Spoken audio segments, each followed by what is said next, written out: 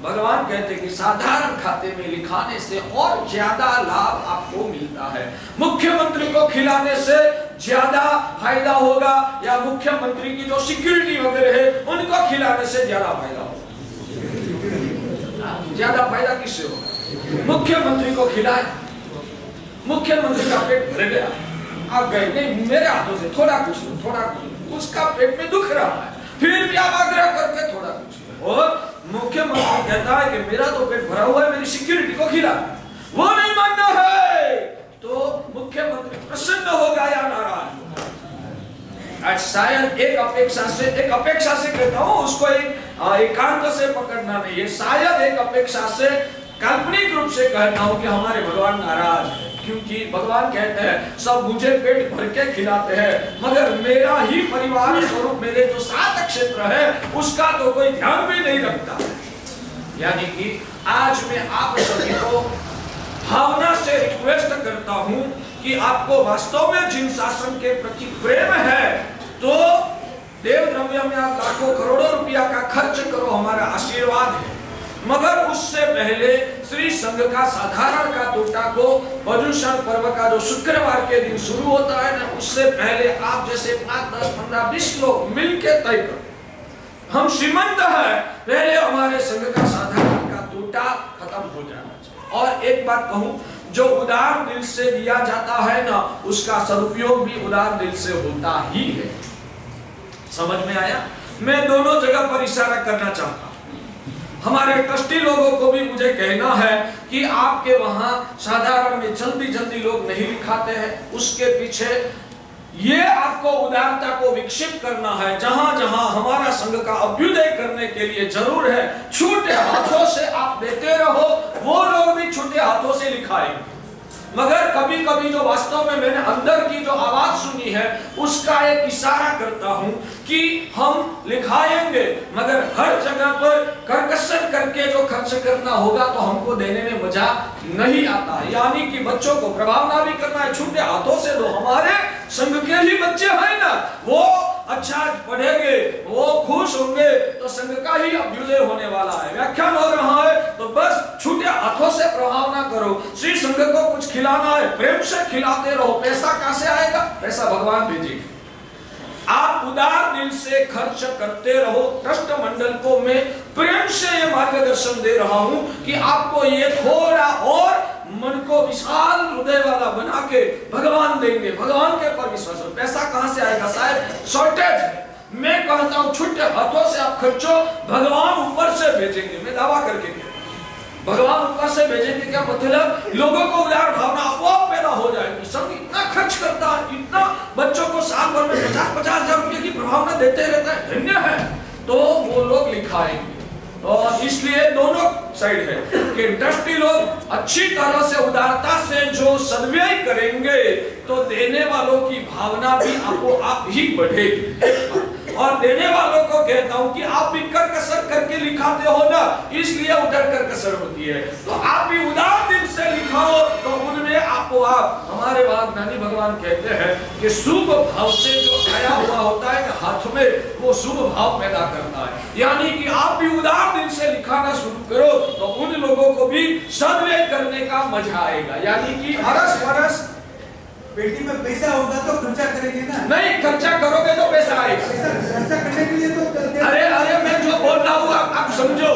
आप खर्चा करना शुरू कर दो, मेरी बात सुनो। आप खर्चा, आप शायद लौकिक दृष्टि से ही सोचते हो, एक लोकोत्तर लेवल के पर जाके आप सोचो। आप उदार दिल से खर्चा करना शुरू करो, कभी पड़े तो मेरे पास आ जाए।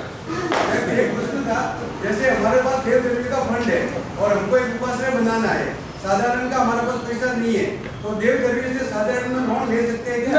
नहीं लेना। यहाँ बहुत सारे श्रीमंत लोग बैठे हैं। आप उदार भावों से सब काम करते रहोगे ना तो लोगों की भावना ऊंचे उठेगी, आप ही आपका काम हो जाएगा। आप एक बार काम शुरू करो, पहला संघ का मन जीतने का शुरू करो, बाद में सब कुछ हो जाएगा। इस जैसे बैंक में समझ गए? बैंक में 8 आने का ब्याज आता है तो 8 आना ब्याज हम देवी को दे देंगे। बैंक में पैसा रखो वो भी महापाप है। बैंक में पैसा रखो, बैलेंस करो। एक बात भाग्यशाली, जब आप खड़े हुए हैं ना तो मैं आपको बता देता हूं, ये लोगों ने भंडार में पैसा डाला बैंक बैलेंस बढ़ाने के लिए। ये लोगों ने सपना का चढ़ावा लेके लाखों रुपया देव द्रव्य में दिया, क्या बैंक में जमा करने के लिए? नहीं। हमारे गुरुदेव भद्रंकर सूरी दादा स्पष्ट शब्दों में कहते थे कि आपका साल भर का जो खर्च होता है उससे सवाया आपका बैलेंस में आप रखो। आपके साल भर का जो देव द्रव्य का खर्च होता है उससे सवाया रखो, मगर सवाया रख के ऊपर जितना भी है उसके पर मालिकी किसकी? आज हमारे ट्रस्टी लोग मानते हैं कि हमारे संघ की प्रॉपर्टी सब मूडी है। हमारे संघ यानी कि चिकपेट संघ, अक्कीपेट संघ, विविपुरम संघ, बेंगलोर संघ, गदग संघ, हुबली संघ, ये पैसे आपकी तो सिर्फ एक शाखा है, जिन शासन नाम की कंपनी है। मैं आपसे एक प्रश्न करता हूं, बैठ जाइए। मैं आपसे एक प्रश्न करता हूं भाग्यशाली कि आपकी एक कंपनी है, आपकी एक शाखा चेन्नई में है, एक शाखा बंबई में है, एक शाखा अहमदाबाद में है, ऐसे जगह जगह पर आपकी 15 शाखा है। 15 शाखाओं में सब जगह पर व्यापार चल रहा है। वो शाखाओं में जो भी पैसा कमाई होगी वो कहां जमा होगी? Head office. वो शाखा वाले बोलेंगे तो हमने कमाया तो हमारी कमाई है। चेन्नई वाले कंपनी को शाखा ये कंपनी की ये पेटा शाखा है, वो बोलेगी कि हमने यहाँ से चेन्नई से खाया है तो वो चेन्नई में ही रहेगा। बंबई वाली शाखा बोलेगी कि हमने बंबई से कमाया है तो बंबई में ही रहेगा। तो ये सही है या गलत है? सही है या गलत है? हाँ, बिल्कुल समझदारी के साथ आप बोलते हो। इसके पर मालिकी कंपनी हेड ऑफिस की, वैसे चाहे अक्कीपेट हो, चाहे चित्रदुर्गा हो, चाहे शिमोगा हो, चाहे हुबली हो, चाहे बंबई हो, ये सब जो भगवान के शासन की शाखाएं हैं और कोई भी शाखा में उत्पन्न हुआ तो उसकी मालिकी भगवान की है। यानी कि देव द्रव्य कोई संघ की पर्सनली प्राइवेट चीज हो ही नहीं सकती है। देव द्रव्य वो जिन शासन की बोली है, यानी कि आपके यहाँ जो भी लिखाते हैं उन लोगों की वो मंशा होती है कि हमने यहाँ देव द्रव्य में 10 लाख इकट्ठित किया है तो हमारे मंदिर में ही वो यूज आएगा, दूसरे भारत भर के संघ में यूज नहीं आएगा, वैसा वो लोगों की मंशा होती है। नहीं, यानी कि ये आपका प्राइवेट जो यूनिटी है उसकी ये मूड़ी है ही नहीं, ये मूड़ी भगवान के शासन की है। और उस वजह से भारत भर में जहां भी भगवान का शासन को जरूरत है फिर भी आप आपके बैलेंस करो तो भगवान कहते हैं कि आप जिन शासन की मर्यादा के विराधक है और विराधक होने की वजह से आप लोगों का संसार बढ़ जाएगा। हाँ, अक्कीपेट संघ तो अच्छी अपनी है, अक्कीपेट की बात नहीं करना है, वो बहुत समझदार है। मैं जो कह रहा हूं ना वो लोग अबू के समझदार भी है और सत्य समझना इसलिए तो व्याख्यान आके बैठे हैं, वो सब समझ जाएगा। अपन को प्राइवेट टारगेट नहीं करना है, मगर कोई हमको टारगेट न करे वैसा हमें भी कार्य कर लेना कि कोई अंगुली करे ही। तो भाग्यशाली एक बात बताओ, आज बैंक में जो भी बैलेंस होता है ना, मान लो कि आपका 5 करोड़ का हो, 1 करोड़ का हो या 10 जो भी हो, वो बैंक बैलेंस आप बैंक में पैसा रखते हो तो वो आपको ब्याज देते हैं। वो ब्याज कहां से लाते हैं भाग्यशाली? वो ब्याज कहां से लाते हैं? लोन देते हैं। आगे किधर वो लोन देते हैं हमको पता नहीं, हमको पता है वो शायद स्लॉटर हाउस तक भी आपकी लोन जाती है। ये जो देव द्रव्य की राशि है ना, वो ही घूमती स्लॉटर हाउस तक भी जाती है। बड़े बड़े जो मिल मालिक वगैरह होते भयानक आरंभ परिग्रह करते हैं, जो फैक्ट्रियां वगैरह चलती है वहां घोर हिंसाएं होती है, वहां भी ये लोन के रूप में दिया जाता है। मेरा प्रश्न ये है कि ये जो श्री संघ के सदस्यों ने जो भी चढ़ावा वगैरह के माध्यम से लाखों रुपया दिया, वो क्या ऐसे स्लॉटर हाउस वगैरह को चलाने के लिए इन लोगों ने पैसा दिया है? इनडायरेक्ट। भाग्यशाली हमारा श्री संघ, आज आप बोलो कि हमारा संघ हमेशा नीचे क्यों गिरते जा रहा है? हमारा यानी कि भारत भर के जैन संघ की दशा आज कमजोर पड़ रही है। उसके मूल में बहुत सारे कारणों में एक कारण ये भी है कि हमारे पैसों से ही इनडायरेक्ट कत्ल खाने चलते। यहाँ हम हमारी प्रवर्तन का प्रवचन करेंगे, यहाँ प्रदूषण के पहले दिन हम हमारे प्रवर्तन का प्रवचन करते कि जीव दया करनी चाहिए। हम यहाँ से कुछ हजारों रुपया खर्च करके पशुओं को कत्ल खाने से छुड़ाएंगे और हमारे ही देव द्रव्य से कत्ल खाना धमधकार चल रहा है। इनडायरेक्ट समझ में आता है। तो आप ट्रस्टी है, भगवान का शासन का वहीवट करने का आपको एक सौभाग्य प्राप्त हुआ है। तो जिन शासन की मजबूती में समझदारी के साथ हमें कदम उठाना चाहिए। आप भी हलकर्मी है, आपको भी दुर्गति में जाना नहीं है, मगर अज्ञानता की वजह से हमारे हाथों से ऐसा पाप उपार्जन हो जाता है कि हमारी दुर्गति बुक हो जाती है। आपकी दुर्गति न हो वो चिंता करने की हमारी जिम्मेदारी है। इसलिए आज आपको हम प्रेम से कह रहे हैं कि भाग्यशाली ये पाप नहीं करना। एक जगह पर बहुत सारे मंदिरों के काम धीमी गति से चल रहा है क्योंकि फंड नहीं है।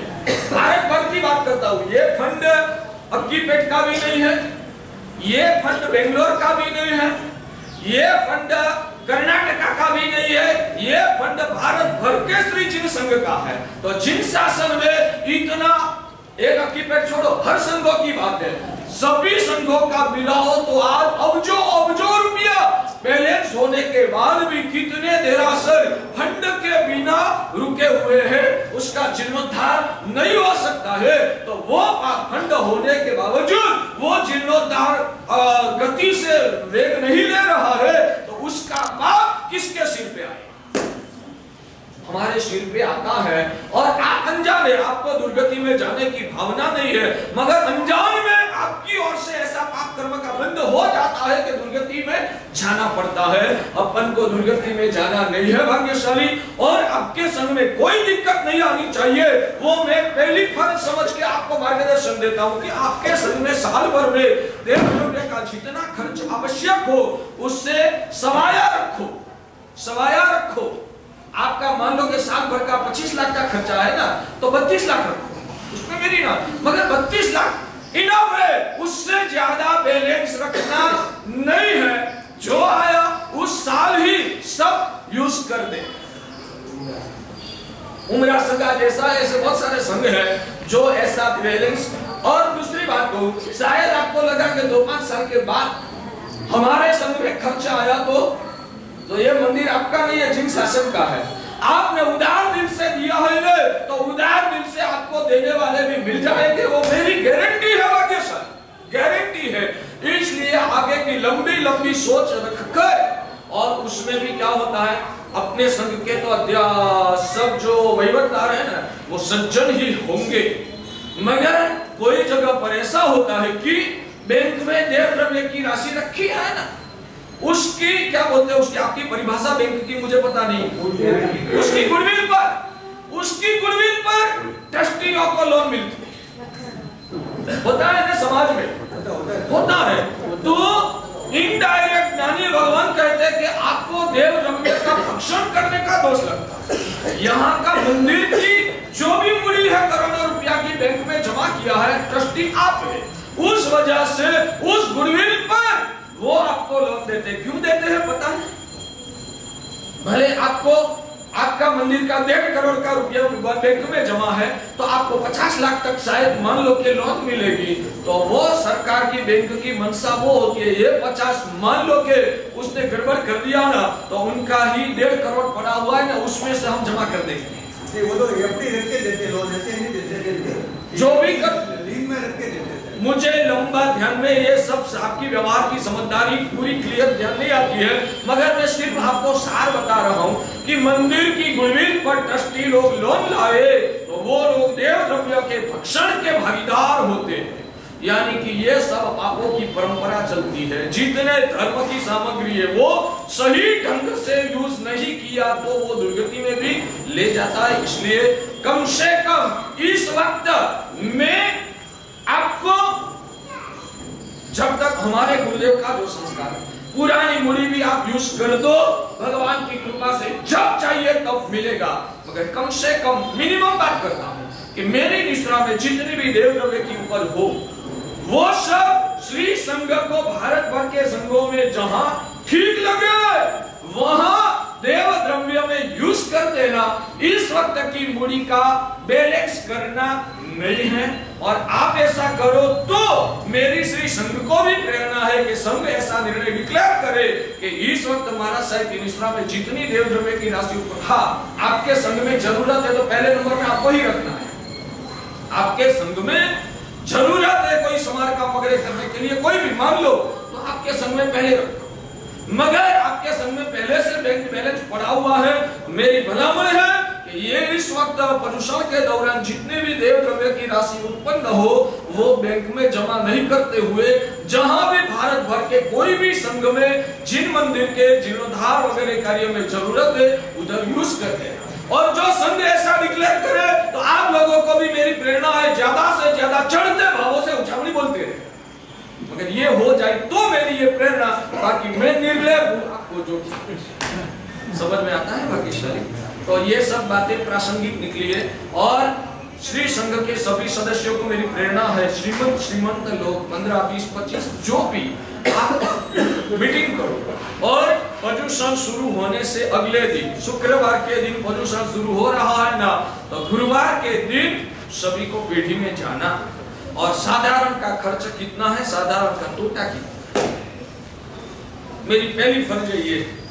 एक बात समझना, फर्ज हमेशा पहली होती, फर्ज पहला हमेशा पहली होती है, कर्तव्य दूसरे नंबर में।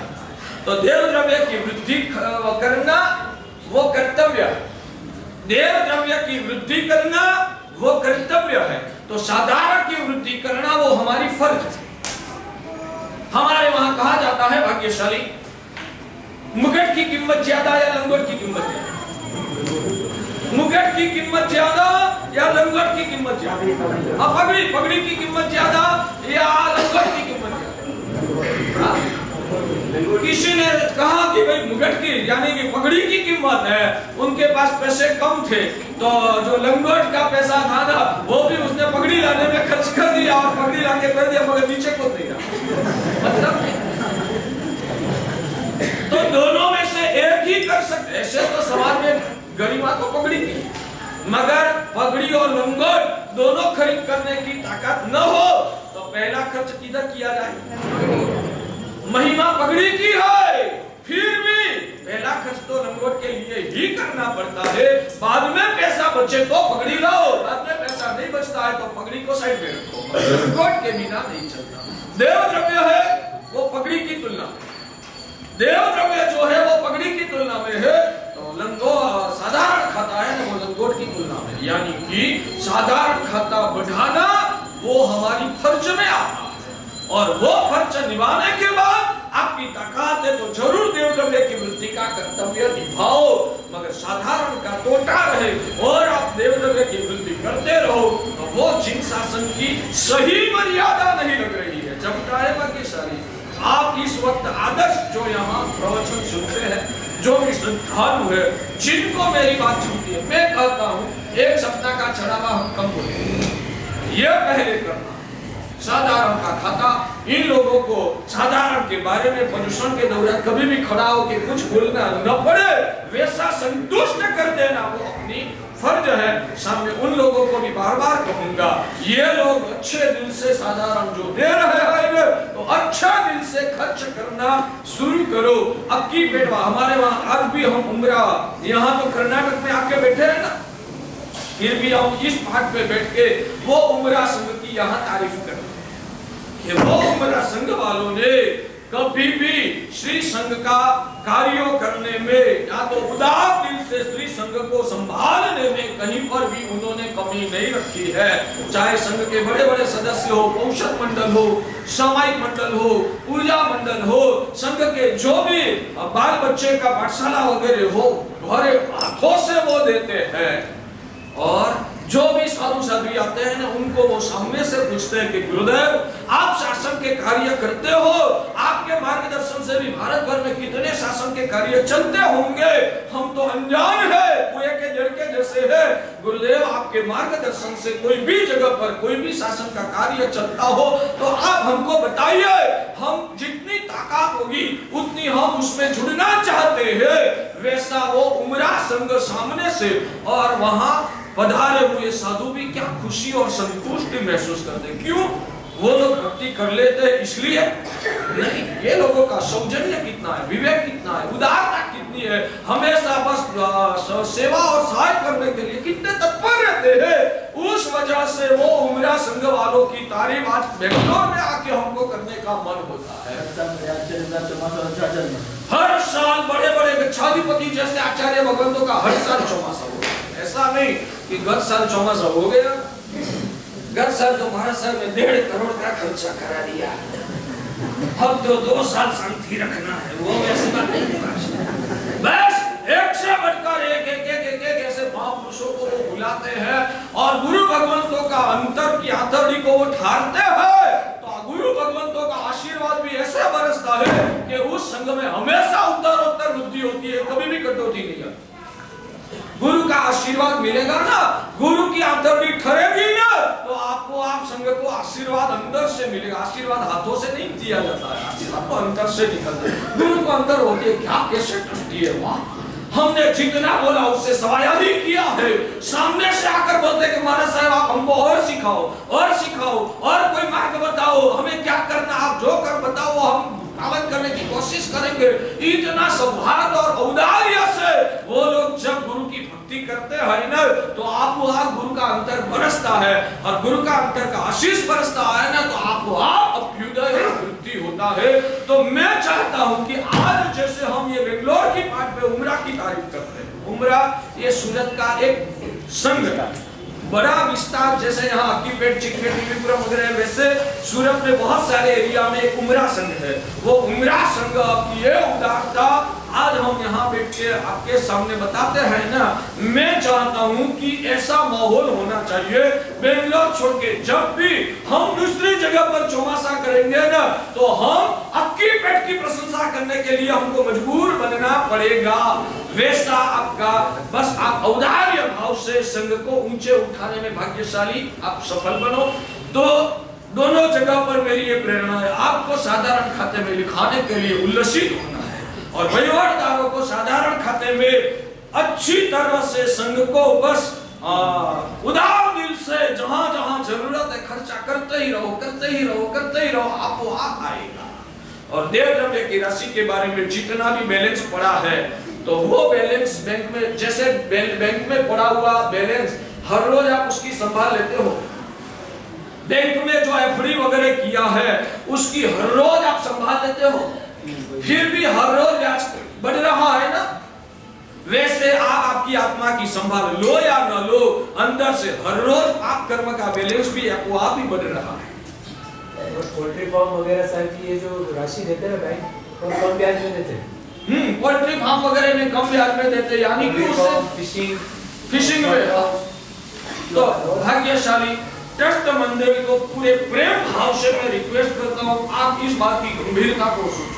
इस बात को सोचने के लिए हम जहां हर साल कोई भी अर्जी आते हैं ना, तो हम मना नहीं करते, 5 लाख 11 लाख 5 लाख 11 लाख 5 लाख 11 लाख देते ही है। आप कितने देते हो वो मैं चर्चा नहीं करता, कितने रखा है उसकी चर्चा, कितने देते हो उसकी चर्चा नहीं है, कितने रखा है उसकी चर्चा। और मुझे क्या लेना देना, मुझे आपका एक पैसा लेके जाना नहीं, मैं मेरे लिए नहीं कहता, मैं आपको बचाने के लिए और शासन की मर्यादा के लिए मैं आपको ये बता रहा हूँ। मुझे निजी एक अंश मात्र ये बोलने में स्वार्थ नहीं है, भाग्यशाली आपकी भलाई के लिए कहता हूँ कि हर साल आपको एक साल शायद मान लो कि खर्च ज्यादा हो गया ना, दूसरी साल प्रदूषण में आपको वापस मिल जाने वाला ही है, आप खुद जानते हैं हर साल मिलता है। तो नेक्स्ट आगे की चिंता करके अभी हाँ कितना देते हो वो चर्चा छोड़ दो, कितना बैलेंस है उसमें से कैसे कम करके सब बैलेंस नील करना है। नील यानी कि चाहिए उससे 1.25 गुना ज्यादा रख के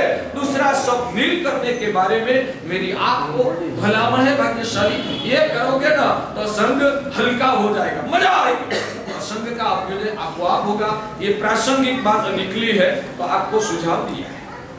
कर्नाटक में भी ऐसे बहुत मंदिर है, आप खुद जीर्णोद्धार खुद के संघ के नाम से कर सकते हो।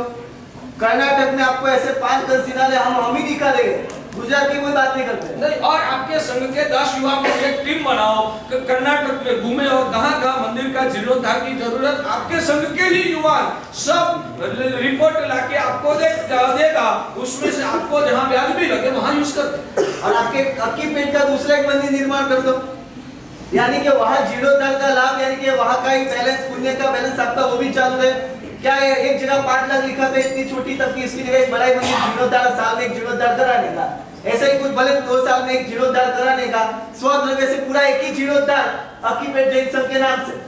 यानी कि ऐसे भी बहुत सारे कार्य हो सकते हैं। आगे वालों का विषय मुझे साथ मिलकर चर्चा करो, खूब प्राज्ञाजन है, खूब समझू है, हलू करनी है, उस विषय पे आगे बढ़ेंगे। 10 बजकर वो समय हो चुका है। टाइम में अगर पैसा नहीं रखना तो सवाय जो भी रखना कहाँ रखना चाहिए? पहले तो रखना ही नहीं चाहिए, उस बात की बात करो ना। सेफ्टी के आगे एक सवाय जो अब बस सवाया है, उसकी बात जब आएगी तब वो बताऊंगा। मैं भी पहले ऐसे मानता था, मैं खुद मानता था कि श्रावक के घर में जो रहता है, यानी कि आपकी पेटी में 5 लाख रुपया दे दिया, तो उसमें शायद आप लोगों को देव द्रव्य भक्षण का दोष लगने की संभावना मुझे लग रही थी। तो पहले मैं वैसे मार्गदर्शन देता था, मगर लास्ट 2-3 सालों से मेरे सुझाव में, मेरे विचारों में भी बदलाव आया है। बैंक में रखने से ज्यादा नुकसान दिख रहा है, और हमारे साधर्मिकों के वहां जो प्रामाणिक हो, वफादार हो, गुरु भगवान और ट्रस्ट मंडल को मान्य हो, वैसी व्यक्ति के वहां सेफ्टी के लिए आप रखकर ब्याज से वापस ले सकते हो, ऐसा मुझे लग रहा है। यानी कि सेफ्टी के लिए जो हमारे श्रीमंत और श्रद्धालु श्रावक है, उनके वहां राशि जमा रखे और ब्याज के साथ वापस लेना तय करे। तो अभी फिलहाल मेरी समझदारी के अनुसार उसमें मुझे दोष नहीं लग रहा है, मगर उसमें एक जरूर लगता है कि 5 साल में पार्टी बदल देनी चाहिए। सालों तक, 25 साल तक भी एक ही पार्टी के वहां रहे, वो ठीक नहीं लग रहा है। 5 साल में वो पार्टी को बदल देना, ऐसा करके आप करो तो मेरी समझदारी के अनुसार उसमें मुझे दोष चिंतन करने के बाद ऐसा लगता है कि दोष नहीं होना चाहिए।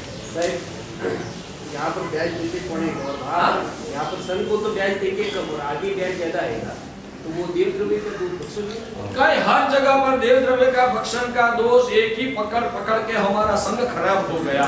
संघ की उन्नति कैसे होता है? हाँ, देव द्रव्य का जो राशि लोगों ने लिखाया है प्रामाणिकता से, ऐसे तो आप कोई ऐसी जगह पर रखो कि जहाँ 5% आ जाता है, यहाँ 1.5% आता है, उधर 5% का लाभ लिख के दे देना, वो समझदारी नहीं है। उसकी सेफ्टी भी समझना है, उसका आगे व्यय कैसे हो सकता है, वो सब सोच के जिसमें भगवान की आज्ञा का सुरक्षा हो, वैसी जगह पर कम ब्याज मिलता है तो भी उधर रखना चाहिए। संघ के किसी व्यक्ति को देते हैं, क्योंकि ब्याज दिया हुआ है, ठीक है, और उस समय उसके अगर देहांत हो जाता है तो उसको कुछ क्या दोष नहीं लगेगा उसमें? इसलिए वो सोचना चाहिए, उनका लड़का वगैरह को विश्वास में रख के चलना।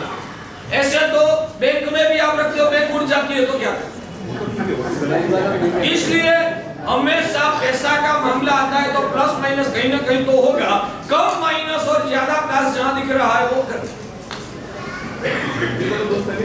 और ये बात जो है ना, वो वहीवटदार जो हो वो मेरे पास आ जाना, ये सब पब्लिक का मामला नहीं है, तो उसमें पब्लिक का दिमाग को हमें खराब नहीं करना।